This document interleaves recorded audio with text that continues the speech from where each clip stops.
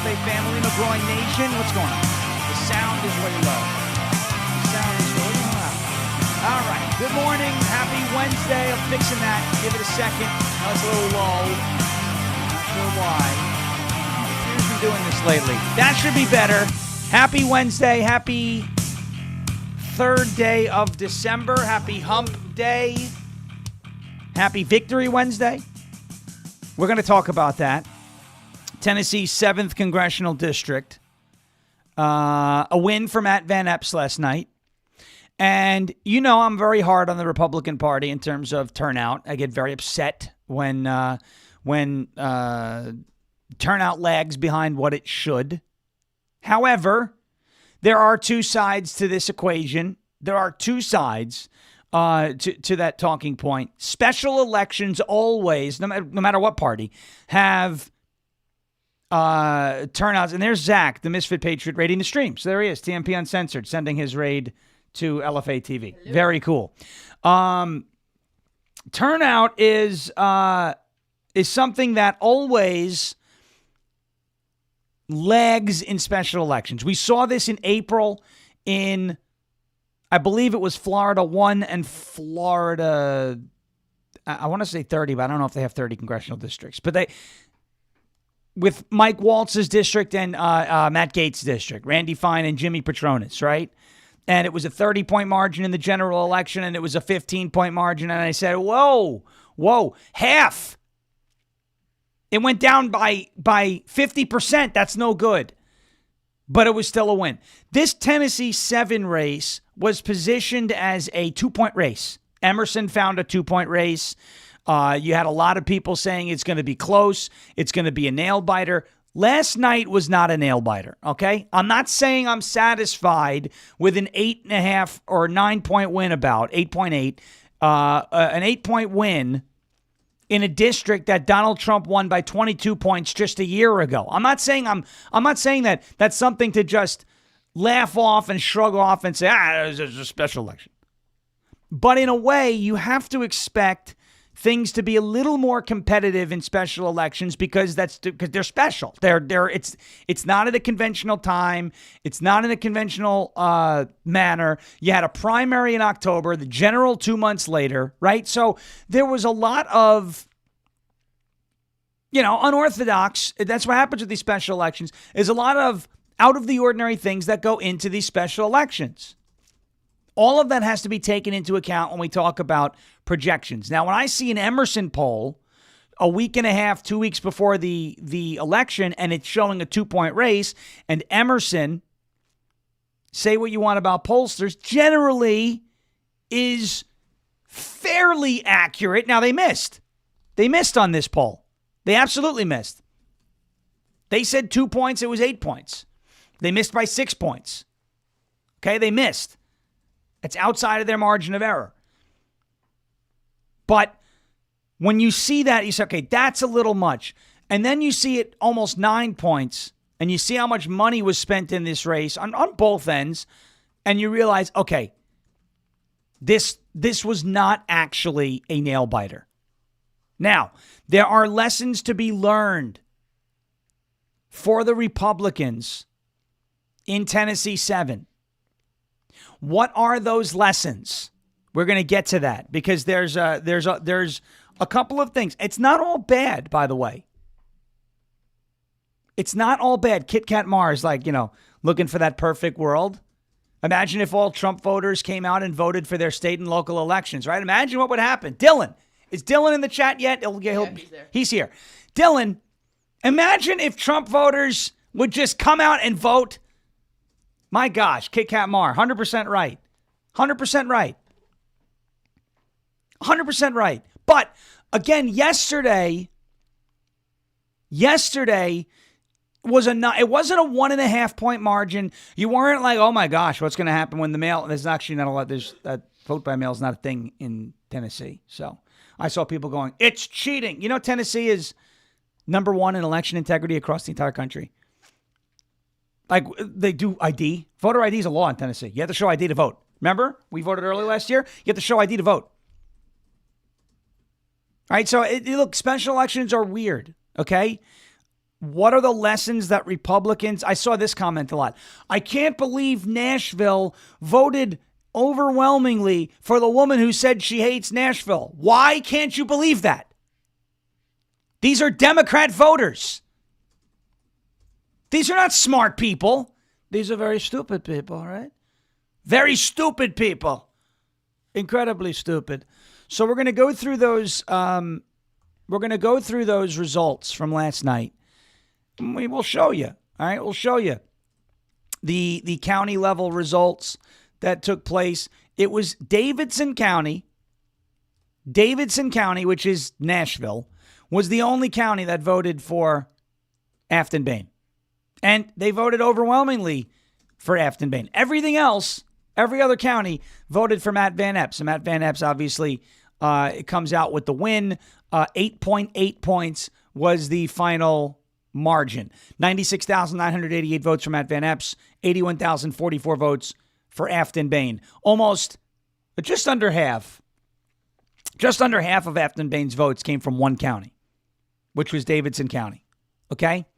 So there you have the breakdown. And a shout out to who I think is easily one of the most talented analysts in where's this card? It's right here. One of the most talented analysts in the country. Chase Bowes, 20 years old. He's here in Tennessee. He is political.predictions on Instagram. And do a favor, go to his website here. If you could scan that QR code right there on the back of his card. He came within 2 points last night. He predicted a 6.83. He went down to the 100th of the point. 6.83 was his prediction. It was 8.8. He came within 2 points and 16,000 votes of the actual total. This guy's 20 years old. He's so smart, a diligent worker. And last night, Brennan and I were at an event for the Rutherford County. It was a gala hosted by the Rutherford County women.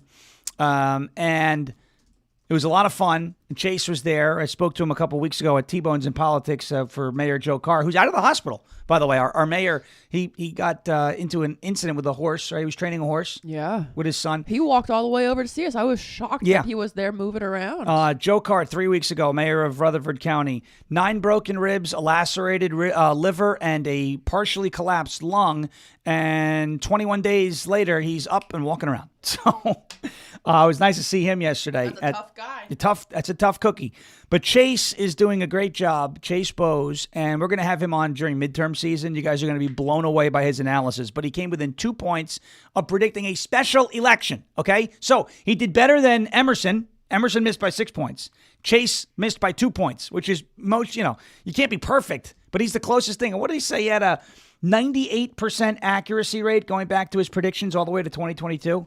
So, yeah, very talented. If you go back in the show, the QR code, his website is Bowes, Bowes, strategyanalytics.com. Check this guy out. You are not going to be disappointed. Scan that QR code if that works for you. And tell Chase Ungoverned sent you, right? This guy's, he's just phenomenal. And so we will get into what Republicans can learn. The main point that I want to get into is 2 points. Is it's a special election, so this is a different animal, okay? A different beast. And number 2, the messaging, right?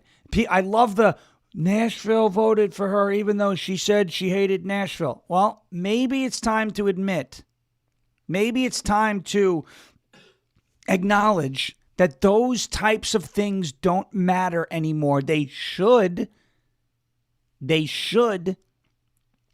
but they don't matter anymore in this political arena.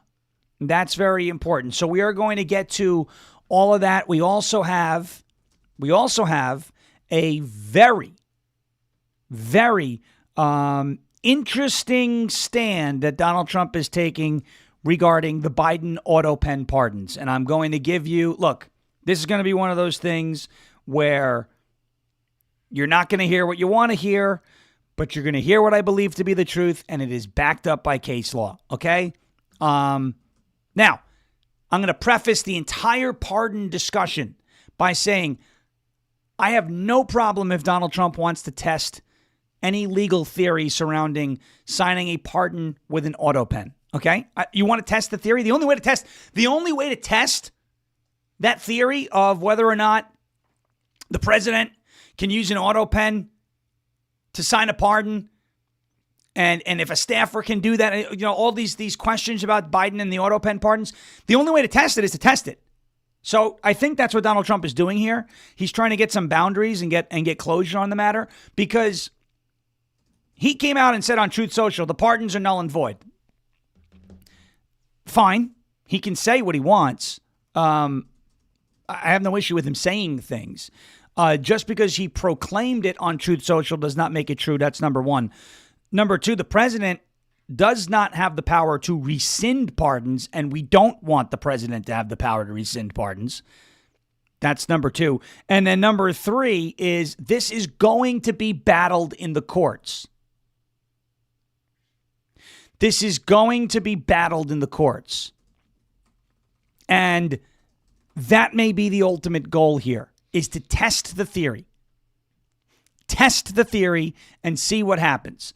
I don't think, when all is said and done, that any of Joe Biden's pardons are going to be voided. And I'll explain to you why in a little bit. And there is very recent case law that we will cite and go over to back up that idea. And again, it's not what I want. I'm not saying this because it's what I want. I'm saying this because I believe it's the truth. And I think that's the most important thing to do here. Some may disagree. That's okay. This will likely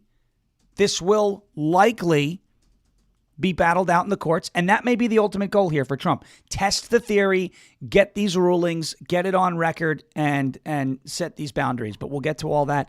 I do think we're going to see the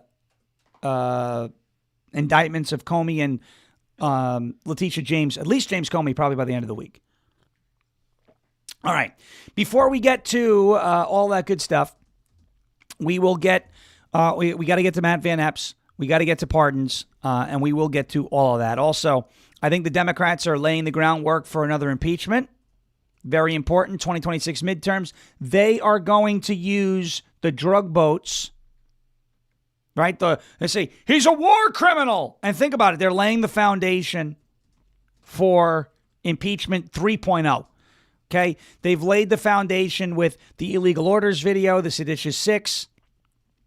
They've laid the foundation with branding Donald Trump a war criminal. They're trying to pin blame on Pete Hegseth, on Donald Trump, this whole, Venezuela thing. You got Rand Paul talking about To Kill a Mockingbird. You have all these. I think they're going to use this or attempt to use this as a impeach Trump, quote unquote, platform in the 2026 midterms because it worked in 2018. Someone like Rashida Tlaib got elected because I'm going to impeach the mother, right? That's what she said. But first, a word from our friends at OFP Farms, and then we'll get into everything else that we've got for you today. It's going to be an interesting discussion. Don't get mad. Don't shoot the messenger. I'm just going to be bringing you case law evidence and tell you why I believe what I believe regarding pardons. We'll get into Matt Van Epps in just a second. Deck the halls with cheer from OFP Farms, where holiday gift sets are jingling and ready to impress. Famous for their fabulous gift bundles, they've packaged Santa's sleigh with goodies for every budget. Hold on to your elf hats because they're dropping a merry surprise with a not 10, not 15, 20% Christmas discount. The sale is on, starts today. So scoop up those holiday gifts and their gift sets. They're delightful treats for her, wellness treasures, and beard and bath marvels. Prance. I love it. Prance over to OFP Farms right now. Supplies are rarer than snow in the tropics. And once they're gone forever. Go to OFPFarms.com. Get your 20% off today with the code Shawn, SHAWN.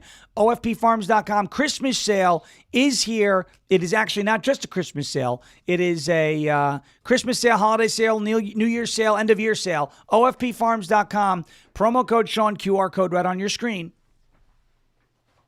OFPfarms.com, promo code Sean, OFPfarms.com, promo code SHAWN. Here's one of the holiday gift sets. I promised I would show it to you, right?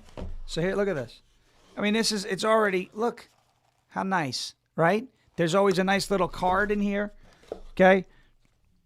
And there's normally a Bible verse on the back of these cards.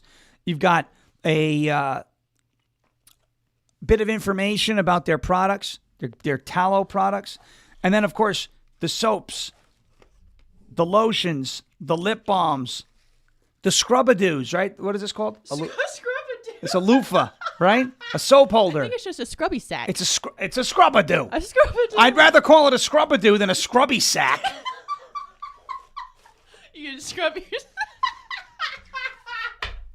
Laughing at me for scrub-a-doo. She's in here going, it's a scrubby sack. It's a sack. Got Joe Biden over here. That scrubs. Got Joe Biden. Yeah, it's a scrubby sack. Man, so there you go. That's the OFP Farms holiday gift set. It's amazing. You're going to want to get yourself some of those this year. So there you go. Redneck says, I like scrub-a-doo as well. That's gotta be what Redneck's got now. Redneck knows what it is. By the way, the beard on Redneck, it's a beard. It's a huge. Oh, is he in competition with Corey? He's in Corey territory with this beard. It is a big one. It's not like it's a manly. It's not like a wispy Dumbledore, Harry Potter. Because those are gross. Yeah, no. But it's big. Yeah. It's long. If you're gonna have a beard, it needs to be But it's thick. solid. It looks like it looks like it could deflect ammunition. You know, like my hair last night. Pew! Yeah, he's got it's a big, beautiful beard, as Redneck says. Yes, it is a very big beard. All right, let's get to Matt Van Epps. I want to get to this story here, and obviously what went on yesterday in Tennessee 7, because there was a lot of and rightfully so. And sometimes you got to scare people to get them to act. And unfortunately, that's, what we have to do as Republicans. But Matt Van Epps, here's the totals from last night's election. Matt Van Epps wins with 53.9% of the vote. Aftyn Behn at 45.1% of the vote. Matt Van Epps winning by a total of about 16 or so thousand votes, right? You see the 15 or so thousand votes there, almost 16,000, close to 16,000. Matt Van Epps coming away the winner. Now, wins it by 8.8 points, and the race was close in the middle. You saw Aftyn Behn leading for a point of time because Davidson County, which is Nashville, which is where she got the bulk of her votes from, right? The bulk of her votes, a plurality, 32,933 of her 81,000 votes came from Davidson County, right? Came from Nashville. So Aftyn Behn, for a while there had a little bit of a lead. That's because Williamson County didn't report. Some of the other counties hadn't reported in yet. And it's interesting because when you're watching it on live television, it kind of looks like a horse race, where, oh my gosh, somebody's in the lead. But at the end of the day, these elections, it's not like who's winning now versus who's winning later. It's who has the most at the end of the day, right? So, it's not like you could. It's not like in a hockey game, you could take a 4-goal lead and lose it in the last 5 minutes of regulation because you gave up points. Like once the polls are closed, there are no more points to be had. So it looks like it's closer than it should be, but the final result is really all that matters. And 8.8 points, folks, is not a close election. It just isn't. By any stretch of the imagination, it's not a close race. And again, watching it on television, seeing Aftyn Behn in the lead, seeing Matt Van Epps with a couple of tenths of a percentage point lead, that doesn't matter. At the end of the race, it was 8.8 percentage points. Okay, that is not a close race. Is it closer than it should have been? Yes, and I would be more nervous. If this happened in, let's say, the 2026 midterms, right? If you saw these numbers, the shrinking of the margin from 22 points to 8.8, let's just call it 9 points, a 13-point shift. If you see that happen in a general election cycle, either a midterm or a presidential election cycle, you've got a problem, a potential problem. In a special election, not necessarily. They are a very different animal to tame when it comes to politics. Now, it may sound like I'm coping. It may sound like I'm making excuses. There is no excuse for anybody to sit out elections unless you really can't find it within yourself to give any candidates your support because they don't stand up for what you believe in. It is your right to vote. It is also your right not to vote. I don't think staying home is a good thing. I don't think it's a practice that we should do, but there will remain, I'm sure there will be cases where someone says, Sean, I can't vote for this person. They believe this about abortion, or they believe this about the border, or they believe this about and I can't do it. That is your right. I may disagree with what your opinions lead you to do, but that is your right. Okay. It is your right to vote. It is your right not to vote. The biggest question that I've gotten over probably the last 12 or so hours is, how on earth did Nashville, Davidson County, which is right here, you see it on your screen. I think you see it on your screen. Yep. How on earth did Nashville vote overwhelmingly in favor of Aftyn Behn? How on earth did that happen when Aftyn Behn came out and said that she hates Nashville? Folks, this is gonna sound bad. Hold on. Oh. My throat hurts too because last night we did a lot of talking. We did do a lot of talking. Okay. A little social hangover today for me. Here it is. Ready? The question of how could Nashville vote for a person who says she hates them is an outdated way of thinking. It's old. It's antiquated. It's outdated. It's not invalid, but it doesn't apply anymore. Okay? So don't take this as an attack. If you're perplexed by that dynamic, right, of, wow, a lot of people in the county that she says she hates voted for her, that's weird. It is weird. It is weird. That thought process is outdated. It does not apply in this political climate anymore. It doesn't. It doesn't. At all. You've seen it. Joe Biden allegedly won a presidential election in 2020. Even if he didn't, and I don't believe he legitimately won in 2020, he still got tens of millions of votes,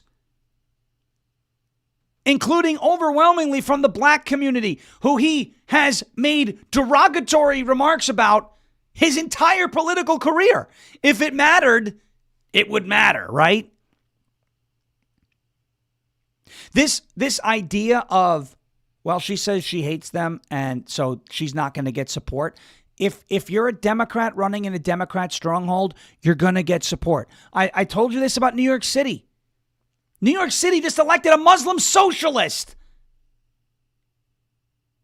I mean, he basically declared war on billionaires and business owners, which is the reason why New York City is a huge city. It's the financial capital of the world. And they still voted for him. That's retarded. It is, but it doesn't matter. It doesn't matter. When someone says something like that, it's like, oh, that'll do it. It does. Stop. Hillary, the basket of deplorables, that did not lose her the election. It motivated us, but it did not lose her the election. That type of stuff is outdated and does not matter anymore. What matters now? Why did Nashville vote heavily in favor of Aftyn Behn yesterday? Because she is singing a tune, as are many Democrats. They are singing a tune that makes sense to voters. Jeremy's right in the chat. Look at Jay Jones. Jay Jones fantasized about killing his political opponents, and he still won. He still won. That doesn't matter. What matters is the messaging that makes sense to, and I don't mean to say this in a like derogatory way, but low information voters. And the message that the Democrats have been running on that has been very successful is what? Affordability. Yes, their ideas that they think will bring about affordability. Now, I know their ideas won't work. I know. We know. We're not low info voters. Right? It's like you always have to overcome this battle. And I hear Wilkow do this all the time, where Wilkow's like, the Democrat idea, raising taxes and taxing the billionaires, which always winds up coming down to the middle class, right? Remember, the income tax in the United States was originally for the top 1%, top 2%. And now we all pay it, right? And if you don't pay it, you go to jail, right? So we understand that the idea, and I've had this conversation with Democrats before. Oh, you want free health care? Yeah, I want free health care. Oh, okay. How is your health care free? Who pays for it? The government. All right. And how does the government make money? Taxes. Okay. And who pays those? We do. So is it free if you're paying for it? No. Oh, okay. So it's not free health care. So it's not free health care. Raising taxes does not make something more affordable. As a matter of fact, what is the ironclad 100% zero fail rate rule? If you want to drive the cost of something up, what do? If you want to drive the cost of something up, what do? Look at housing, healthcare, education, food. If you want to drive the cost of something up, what's the best way to do it? Make it free. Well, but how do you make it free?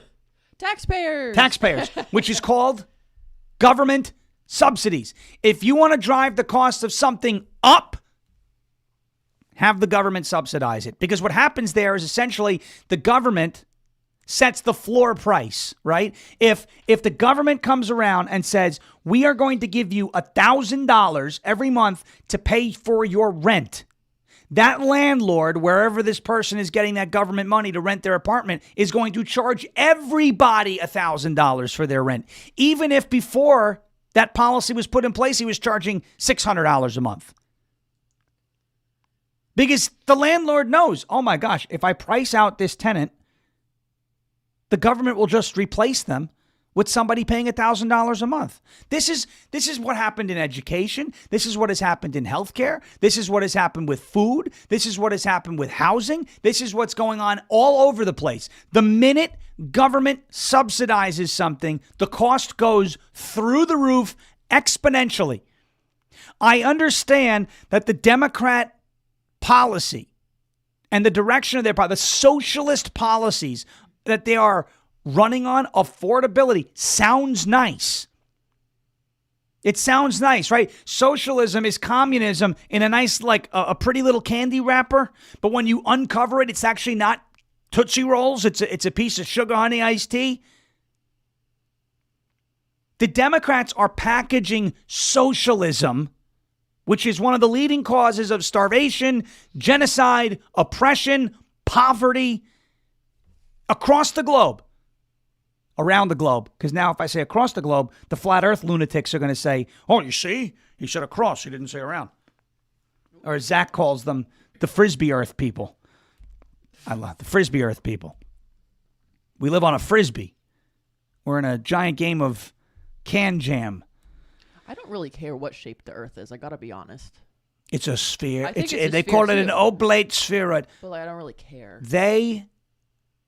The Democrats are using the term affordability to package socialism and make it attractive. Because they can't go, and I know Democrat Socialists of America are coming out and saying, we're social, but they can't be like, we're running on the platform of socialism for all, because that is going to turn off a lot of people.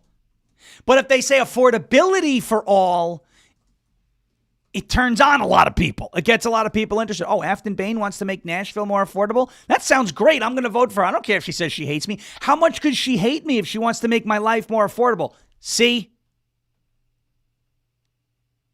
We have to meet voters where they are. And yes, year over year, inflation is down. Year over year. Yes, year over year, gas prices are down. Yes, year over year, the price of automobiles is down. Yes, year over year, the price of several, not all, but several different types of groceries are down. But just because they're down year over year, just because the rate of inflation has slowed year over year, does not mean that some of these things aren't deemed too expensive by the American people. That blame falls squarely on the shoulders of Joe Biden. But it is time for Republicans. You are seeing what the winning message is. You are seeing what the motivating message is. It is affordability. The Democrats use the term affordability to disguise socialism. That's what they're doing. That's the Trojan horse, okay? In Troy, they built this horse. Beautiful horse. I told them, I said, Odysseus, you have to build a horse. It's a beautiful horse. And you're going to hide inside. And you're going to go in and you're going to burn the whole city down. King Priam is going to be very upset with me, but we're going to do that. Picture the Trojan horse with a big sign over it that says socialism. And then in the middle of the night, somebody graffitis the sign and writes affordability. Well, that sounds a lot better than socialism, right? Because socialism is the gateway drug to communism, right? Right? So that's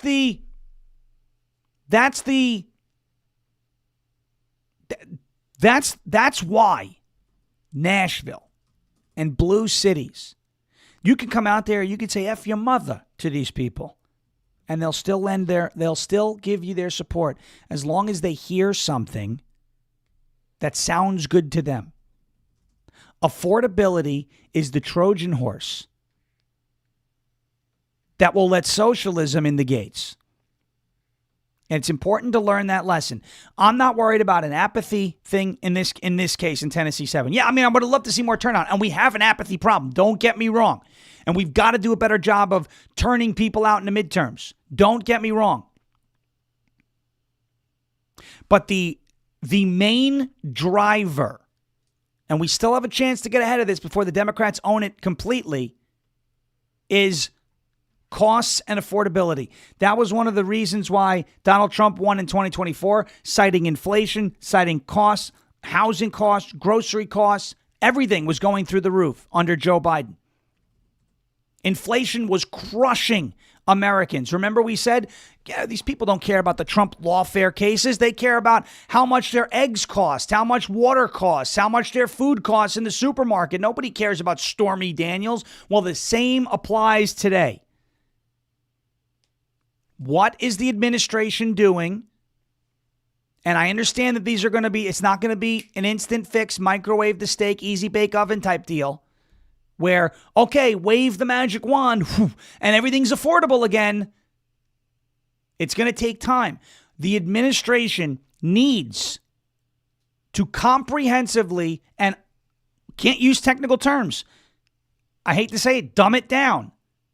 Make it make sense to the normal person who does not consume politics every single day, but hears, oh, wow, okay, we have $21 trillion in foreign investments in our country this year.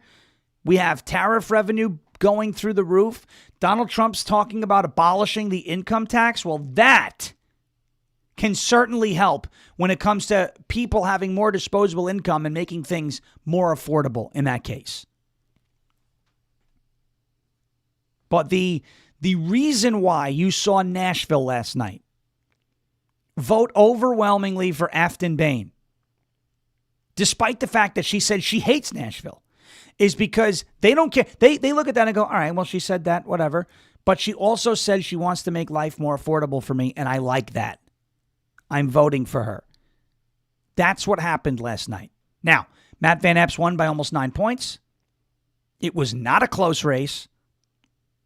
It was closer than it should have been and normally would have been in a general election cycle, but it was not a close race. This is, by the way, Van Epps ran in a primary with a gajillion other people. It was a nasty primary. When Mark Green won his seat last year, there was no primary. And it was a presidential year. And Republican voters were motivated.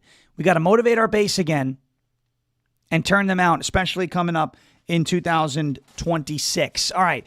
A quick word from our friends over at goldencrestmetals.com/LFA. goldencrestmetals.com/LFA. Hey everybody, Jeremy Harrell here. Look, I want to talk to you a little bit about gold and silver. When I was a kid, I always wondered what Fort Knox must look like. And when I was a kid, I always envisioned that when you would walk into Fort Knox, you would see just gold everywhere, literally raining gold, kind of like what you see behind me right now.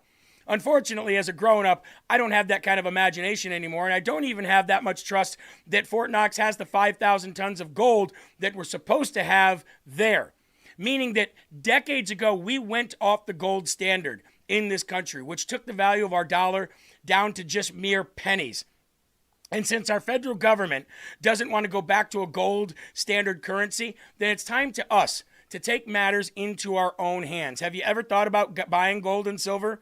Have you ever thought about taking portions of your IRA or your 401k or your nest egg or your savings and putting it into gold and silver, either all or a portion of it? Have you ever wanted to purchase silver like this in bullion or premium? I know I do. And I know I wanted to take matters back into my own hands, which is why I have worked with Golden Crest Metals to do that.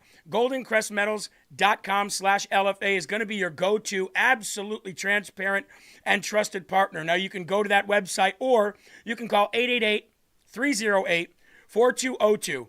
And what the good thing about this is they're going to guide you. They're going to talk to you. They're going to guide you. They're going to give you all the answers to your questions.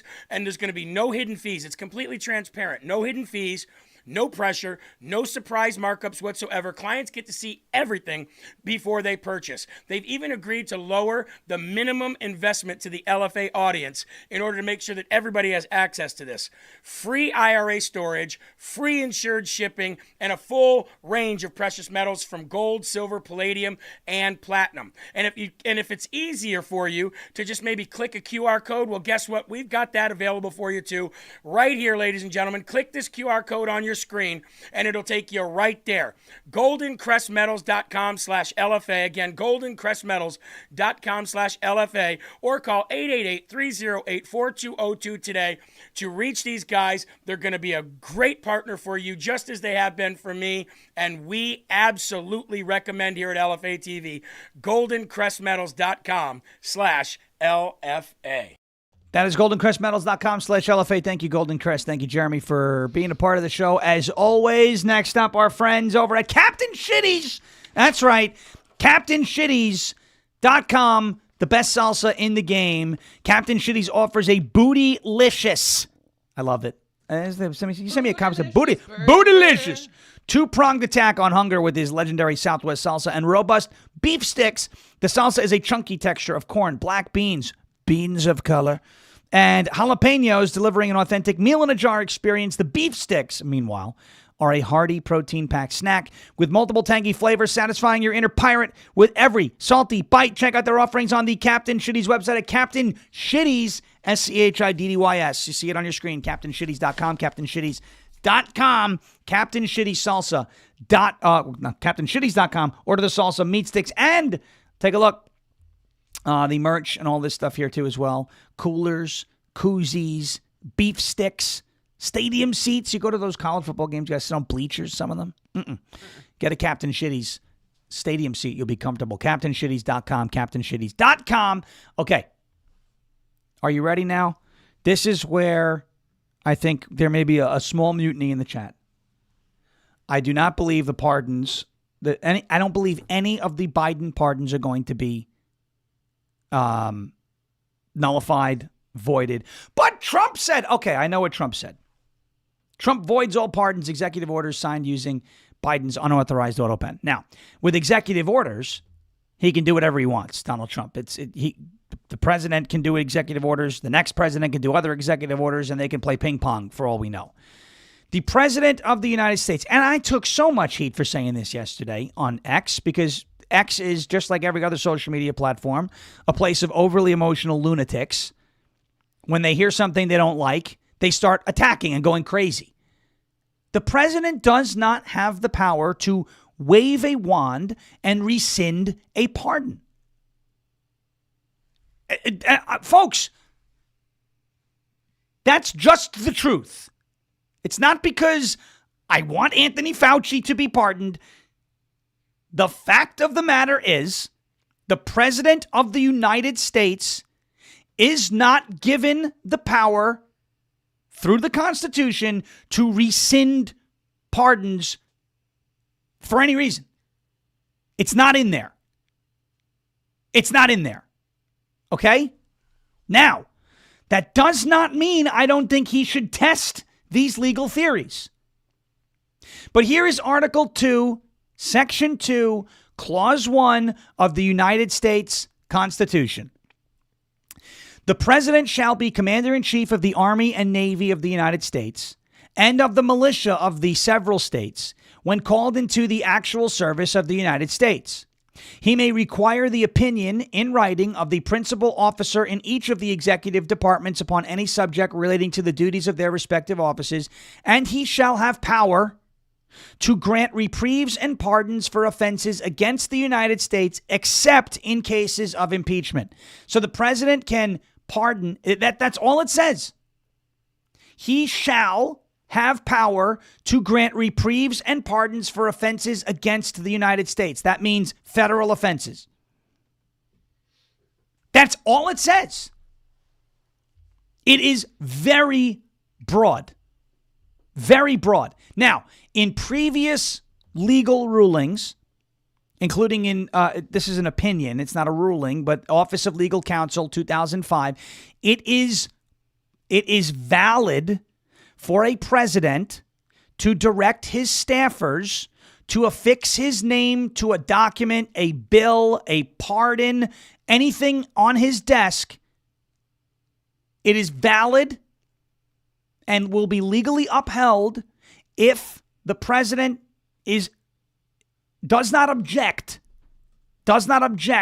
to his name being affixed as a signature on a bill, on a pardon, on something like that. That's from 2005.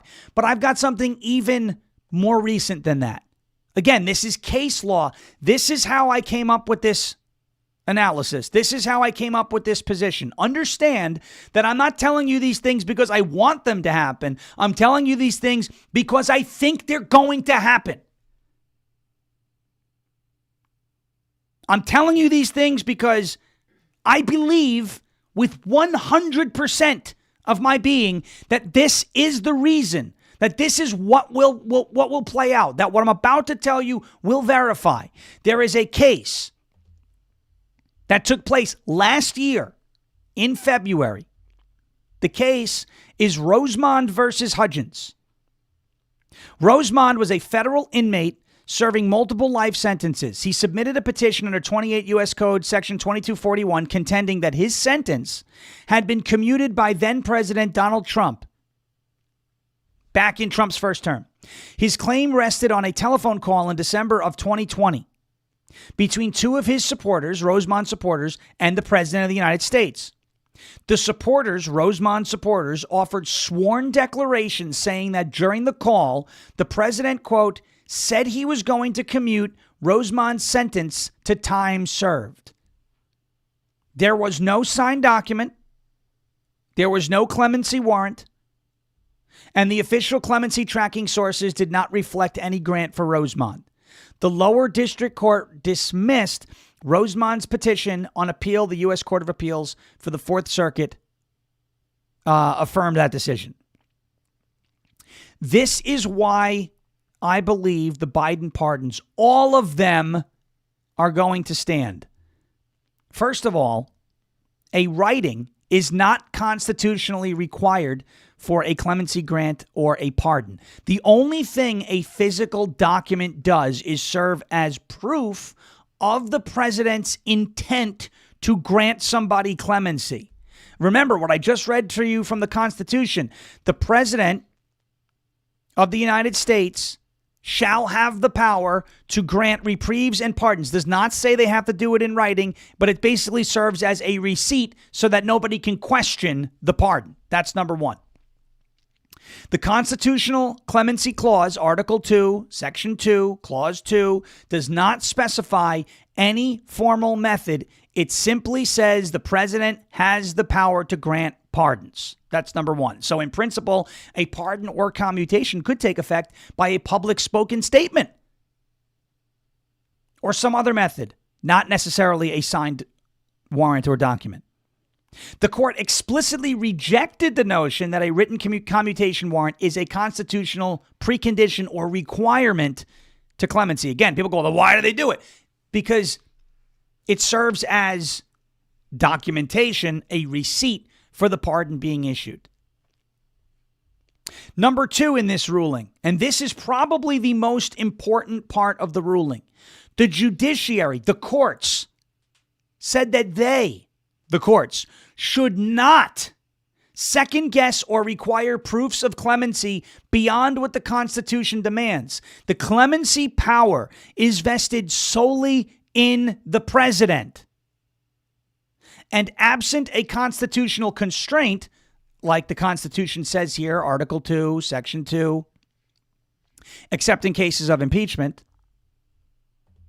right? So the President of the United States cannot pardon somebody for a crime, for being impeached, essentially. Absent a constitutional constraint, courts lack the authority to interfere with how the president exercises his pardon power. The court resisted substituting its judgment for executive branch clemency decisions, even when the administrative process is the usual channel, warrant, pardon officer, etc., etc. But when the pardon relies on informal evidence like a phone call and sworn affidavits from people who heard the phone call, that's when they say, well, there is no pardon, but there was no pardon. My point is, if Donald Trump is going to test this legal theory and say Joe Biden had no idea that these people were being pardoned, and a staffer took the auto pen, and a staffer took money, and a staffer affixed his name to these pardons, the courts are likely going to look at that and say, do you have indisputable? Here's the only way I see any of this. Here's the only way I see any of this being overturned. The only way. Okay? There has to be irrefutable. When I say irrefutable, I'm not talking about your feelings or opinions. Well, Joe Biden didn't know what day of the week it was. How on earth would he have known that somebody was being pardoned? That is not an argument that is going to stand up in court. I'm sorry. It just isn't. Even if staffers were taking money for pardons, the pardons will still stand as long as Joe Biden stands firm on the idea that he knew that those pardons were happening. That's all it is. The president's power to pardon is nearly absolute. The only way that these things get overturned is if there is irrefutable. I'm not saying this because I want it. I'm telling you this because don't get your hopes up. There's going to be a lot of chum in the water. The pardons are void. They're not going anywhere unless there is a stack or some sort of irrefutable evidence that Joe Biden was unaware of the pardons being issued. As long as Joe Biden, and he has already made a public statement once, it wasn't under oath, but if Joe Biden makes an under oath statement that says, I knew about everything, that's it. It's over. Unless there is irrefutable, conclusive, solid, concrete evidence beyond look at him on the debate stage. He didn't know what was going on. A court doesn't care about that. Do you have emails between staffers that are going, hey, he has no idea. Let's get this. That could be a smoking gun. That could be a smoking gun. But unless that type of evidence exists, the pardons are not getting overturned. And I don't care how many statements Donald Trump wants to make on Truth Social, they're not getting overturned. Truth Social is, by the way, Truth Social, social media platform, I love it. I use it every day. Has no legal standing. An executive order, we are revoking all the pardons. No, you can't do that. Now, the legal theories that are going to be tested here are important. one of the angles that I would attack with the Biden pardons, and I'm all in favor of attacking the pardons. I'm all in favor of testing these legal theories. I'm not saying we shouldn't do it. I'm saying don't get your hopes up because they're not getting overturned, likely not getting overturned. Even if these staffers were taking money, Fauci gave somebody $500,000 to get a pardon. And that staffer didn't disclose that he was getting money to Biden, but said, hey, you want to pardon Fauci? Yeah, Jack, pardon him. Done. That pardon stands. It's literally that simple. The only other angle is that there are some of these pardons that were pardoned, that were issued for crimes that weren't specified. But if we go back to the Constitution, it doesn't say that the president has to specify which crimes. And the courts do not want to overstep here. It is going to be a very difficult battle to get these pardons overturned. It is not as simple as waving a magic wand. It is not as simple as saying they're void. And by the way, you don't want that because the next president, the next Democrat president, will do that to the J6 pardons. You want those gone? I don't like Anthony Fauci. I don't like the J6 committee. Adam Kinzinger, all these people that got pardoned by Joe Biden. I don't like them. I want to see, I want them to be held accountable. But I'm just telling you, the avenue, there's a lot of roadblocks, and some of those roadblocks, I believe, are permanent impasses. And there's case law. Look up Rosemont versus Hudgens. Rosemont versus Hudgens is probably, and it's very recent, the biggest part of that is the court saying we cannot interfere in the president's pardon process. And they won't take it up. They're not going to do it. Unless some extraordinary evidence exists that proves, not even beyond a reasonable doubt, beyond all doubt, that Joe Biden had no idea that these pardons were being issued. If that's the case, then they're void because the president has the power to pardon, not the president's staffer. But if the president's staffer goes to the president and says, hey, do you want to pardon Anthony Fauci? And Joe Biden says, yeah, he's aware, he gave permission, the pardon stands. It's literally that simple. Okay? Trump needs to do martial law. I totally disagree. Show me a country that has ever given power back to the people after martial law has been declared. You won't be able to come up with one. All right. Before we go today, folks, I want to talk to you about our friends over at Silent. It's slnt.com, slnt.com, slnt.com/Sean. Ladies and gentlemen, you know your phone is a tracking device. Between government agencies, big tech, corporate data brokers, even cyber criminals, they're all fighting for a piece of your digital footprint, and they're not asking. They just go on and they take it. They just go on and they take it. That is why Silent exists. Silent makes Faraday gear that blocks all wireless signals, cellular, Wi-Fi, Bluetooth, GPS, RFID, and near-field communications. No signal means no tracking, no remote access, no breadcrumbs. This is the same technology that is trusted by special operations teams worldwide, used to block signals, avoid surveillance, and secure communications wherever the mission leads. And right now, it is available to you to protect your family, to protect your freedom, and to secure your digital footprint. Just drop your phone in a silent Faraday sleeve. And like this, it's off the grid. Completely silent, invisible to the outside world. From their backpacks to their sleeves to their crossbodies, Silent's patented technology gives you control of your privacy. Visit slnt.com/Sean, SHAWN, to save 15% and get free shipping on qualifying orders. That is slnt.com/Sean. Protect your rights, secure your data, and stay one step ahead. Silent.com, slnt.com. Silence! Silence the chaos and go silent today. slnt.com, slnt.com, slnt.com. Honkmo, yes. Bear with me. It's my first time here. He. Lizzie Longtoes. I don't like the name. I like Lizzie, but long toes gross me out, okay? I don't like feet. Not into it. But there's Mo. You got your hedgehog. And congratulations. We did it again this morning. Thank you, guys. All right. Tomorrow, I got to jump into a majority of Americans believe that college is a scam. A majority of Americans are correct on that. Yes. In many aspects, not all aspects. The House passed a bill banning anyone who was involved in the October 7th attacks from entering the United States. I can't wait to see how the America for doing Israel's bidding. Oh, so you want to import Muslims? I thought you were America first. Okay, sounds good.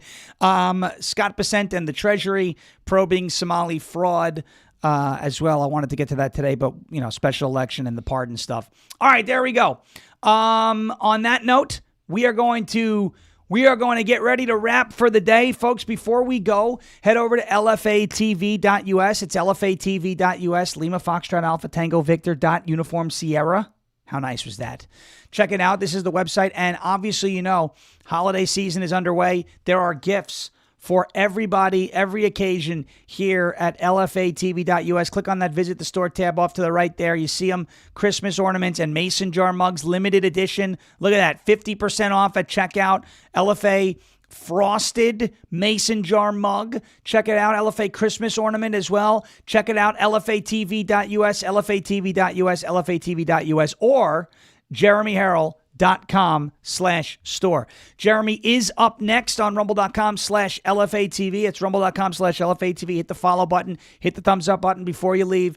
And Jeremy will be up next with Live from America right here on LFA TV. As President Trump says, we will never give up, we will never give in, and we will never, ever surrender. And if all else fails, we will just become ungovernable. Thank you. God bless you. God bless this one nation under God, indivisible, with liberty and justice for all. Have a phenomenal rest of your, what is today? Wednesday. It's Hump Day. It's Trump Day. We will be joining the great Michael Patrick Leahy from 11 to 12 Central Time for the Tennessee Bonus Hour on the Michael Patrick Leahy Show. You could follow at Michael P. Leahy on X.